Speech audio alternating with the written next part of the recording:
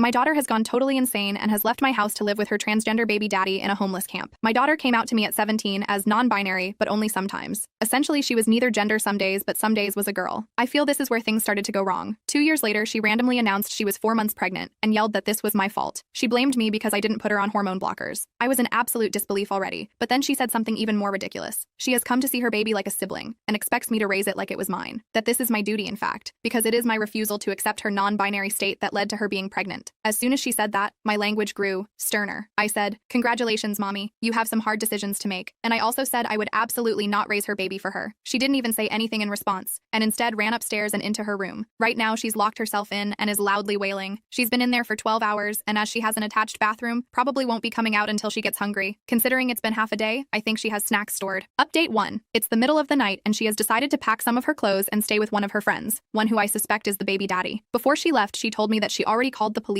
and let them know that she was leaving of her own free will and was not in danger. Like I was going to report a 19-year-old adult as a runaway or something? It was insulting. I told her she needs to work out details if she wants to raise the kid with the father, and she was welcome back home when she had a plan in place. Update 2. My daughter and the person who got her pregnant wanted to talk to me at a public place, and we chose IHOP. Although I suspected I knew who her lover was, I was disappointed to find out because they have been a part of my daughter's friend group since high school, and was the only one I ever had a problem with. They are trans now, but 1 year ago, when they were all 18, the friend group was watching a movie in the living room, and every time I'd pass by, the trans one would lock eyes with me and make really obnoxious, loud, nutting sounds. I told him to knock it off and grew sterner when he did it again. Then when I was in the kitchen, he somehow snuck up behind me and was miming rubbing one out movements with his hand. I turned around and caught him at it. He was still fully clothed, but it was startling and freaky. I kicked him out. So now I'll just call them nut donor because that's what they are. Anyway, the IHOP meeting was a crap show. Nut donor sat with my daughter and went on the attack. Nut donor's points were: 1. I was poisoning my daughter by making her take birth control. I only helped her get the prescription and would have done everything I could if I knew she didn't want to take the pill. 2. It will take years to fix my daughter after all I did, not giving her hormones even though I had no idea that was what she wanted. 3. I am further treating her like garbage by not taking care of the baby while she fixes herself. So apparently even though I'm a monster, a bad mother and so on, I'm even worse for not taking in their baby. At least no one suggested that I raise it like my daughter's sister anymore. That might have been my daughter's thought on it. Nut donor did most of the talking while my daughter just sat and glared at me, nodding along. It was kind of a whirlwind. Nut donor pounded the table a few times, and even the waiter knew not to bother us after drinks. Lol. I'm surprised we weren't asked to leave. There was a lot said, mostly by the nut donor who really seemed to be steering the ship. I asked why nut donor couldn't take care of the baby, and nut donor said his parents were even worse than me and that he was homeless at the moment.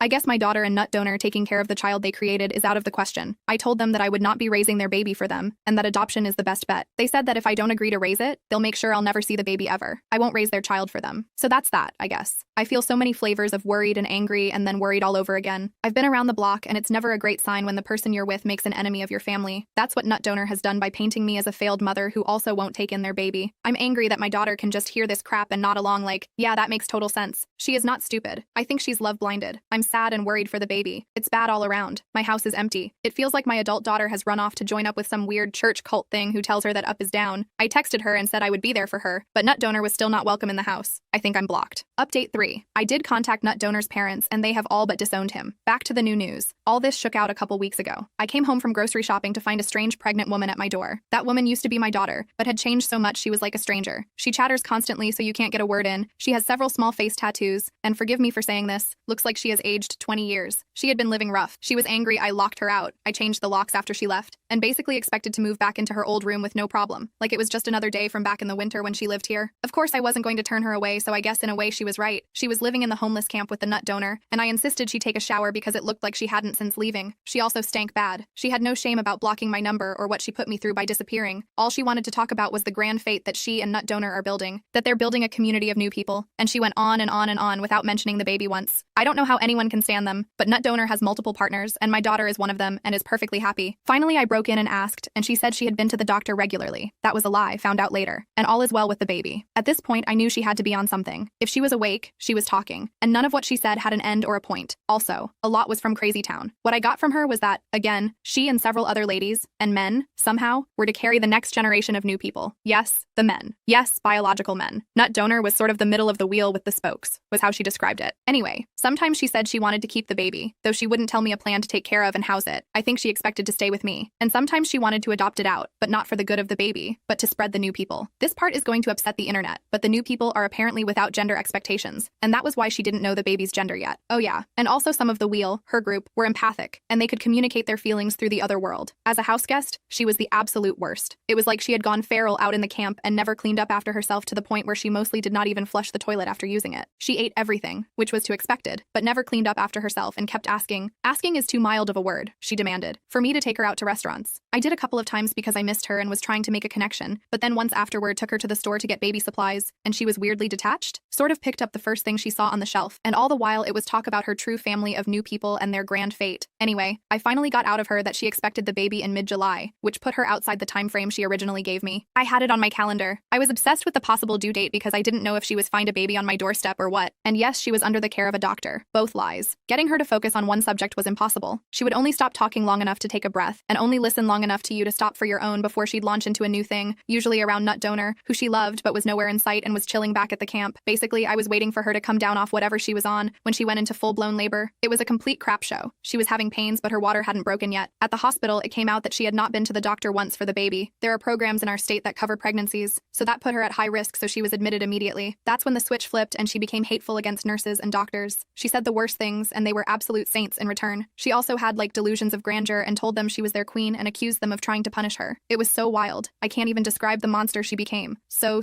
hateful. The worst things you can say to people, she said them. She wasn't in hard labor yet, so it wasn't entirely the pain. I pulled one nurse aside and told her where she had been living and what I suspected. They were so professional and gave her painkillers that helped her mood. Imagine my surprise when her blood work came out clean. I wasn't there for the birth because she didn't want me in the room with her, and heaven help me, I was a little relieved because I was ashamed of her behavior. But I did talk to a social worker on staff to let them know everything I did. The lady was very nice, but couldn't speculate officially on my daughter's mental state. I said she had to be bipolar or manic or something because her behavior was not normal. Miraculously, the child was born at a good weight and healthy. My daughter lucked out big time and had a normal delivery as things went. She didn't give Nut Donor's name out as the father, though I did to the social worker. They can't be put on the birth certificate, on my word. She up and left her baby that evening without officially checking out, without saying goodbye to me or her newborn. Because the hospital is a safe surrender point, she won't be charged for abandonment. I know getting a new family is almost the best thing that could have happened for the baby. Even with problems with the foster system, it has to be better than the camp. But I feel like dog crap about it even now. I also suspect they'll have a sibling soon as my daughter can arrange it. I know my daughter is not well. I know she's in a cult and probably in danger based on the stories she casually dropped about other members. She is also a selfish liar, and it is luck or the grace of God or what have you that her baby was born healthy. She is rolling the dice on her life and the life of her future children. She's sick and under the control of some total freak and now thinks she has magic thought powers, but she has some responsibility in this too. It's hard for me to type out, but the way she treated the hospital staff was so cruel. Seriously, I had to use a thesaurus to describe it because I can't even describe fully how bad it was. It showed me that whatever else, she thinks other people are below her. It's more than the mania. I'm just there to serve her, whenever she sees fit. She knew she would be giving birth soon, so she came home and expected me to take care of her. I did, of course, because she was 9 months pregnant. And the second she didn't have any more need of me, or the baby she had just given birth to, it was easy to take off again. I listened to her for days, and she expressed no feelings of hope for the baby other than a vehicle to spread their movement. No worry about their future life. She made the choice to leave and go back to Nut Donor's harem or Wheel or whatever. Sick or not, I'm ashamed to have raised someone with these kinds of values. Mentally ill people aren't bad people, but she has gone beyond merely bad choices. I haven't totally written her off and she may come back to sanity, but since all indications are that I'm blocked again, I'm going to think long and hard about boundaries and possibly moving. I'm worried about one day finding a bunch of cultly weirdos on my porch. So that's it. I don't know what to do.